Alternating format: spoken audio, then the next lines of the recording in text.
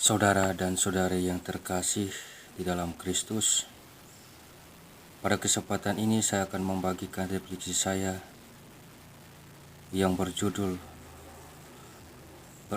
Bersahabat dengan Salib merupakan jalan keluar dari berbagai permasalahan hidup. Saudara dan saudari yang terkasih, salib menunjukkan kesucian dalam keberdosaan, kesalehan di tengah kefasikan. Salib tidak hanya menyoroti sisi kelam manusia, tetapi juga menampilkan pancaran kasih agung Kristus dan karya keselamatannya bagi umat manusia. Salib itulah yang mengubah kesunyian menjadi keagungan. Keagungan yang membuat semua bertekuk dan takluk di bawah kaki salibnya. Keagungan yang membuat semua berlutut di depan salibnya. Sesudah gelap datanglah terang. Sesudah kematian hadirlah kebangkitan. Sesudah masalah datanglah sukacita. Itulah peristiwa salib. Maka bergembiralah kala menghadapi masalah, karena kita yakin masalah tersebut akan terselesaikan. Bersikaplah tenang dalam menyelesaikan masalah. Sikap tidak tenang membuat hal sederhana menjadi rumit dan berat. Sebaliknya, dengan ketenangan, hal yang rumit bisa menjadi mudah. Hal yang sederhana akan menjadi lebih sederhana. Dengan ketidaktenangan, hal yang berat akan makin berat. Ketenangan dan kegembiraan menghadapi masalah akan memunculkan kemenangan, dan ketenangan serta kedamaian sejati ada di kaki salib Yesus. Saudara dan saudari yang terkasih, Kristus yang disalibkan itulah yang pada akhirnya menarik semua orang kepadanya. Di bawah bayangan salib itu terdapat ketenangan dan perdamaian. Kemuliaan salib itu sama nyata dengan keabadiannya, dan merenungkan keabadian berarti melihat kemuliaan. Salib menjelaskan dosa, kebenaran, dan kasih. Itu adalah kekuasaan dan kebijaksanaan Tuhan. Yesus telah wafat dan bangkit untuk memberikan penebusan dan pengampunan kepada kita. Kita hanya harus kembali kepadanya.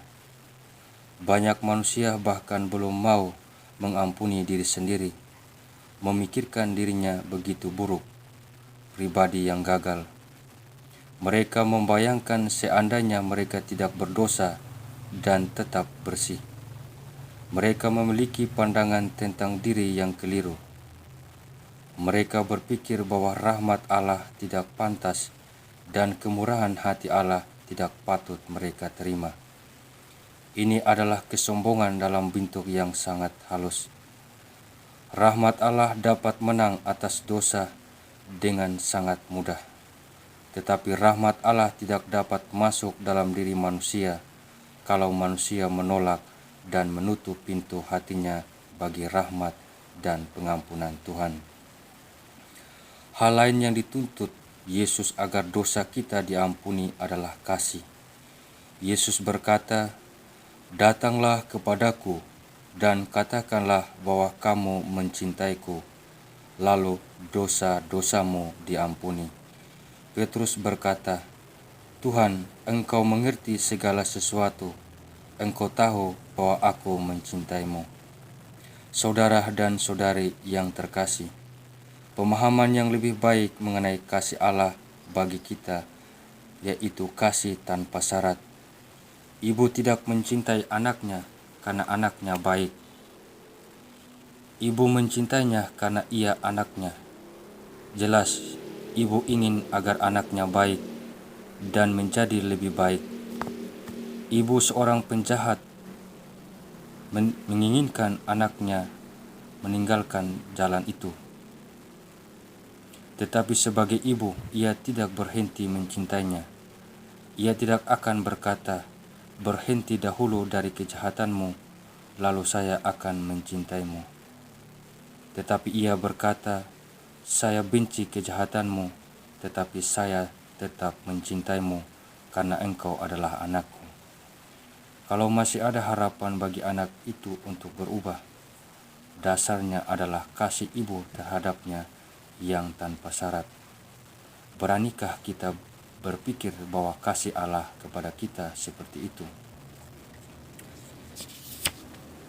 Saudara dan saudari yang terkasih dalam Kristus, hari yang paling membahagiakan dalam kehidupan rohani adalah bukan ketika kita yakin kita mencintai Allah, tetapi ketika kita mengalami bahwa Allah mencintai kita.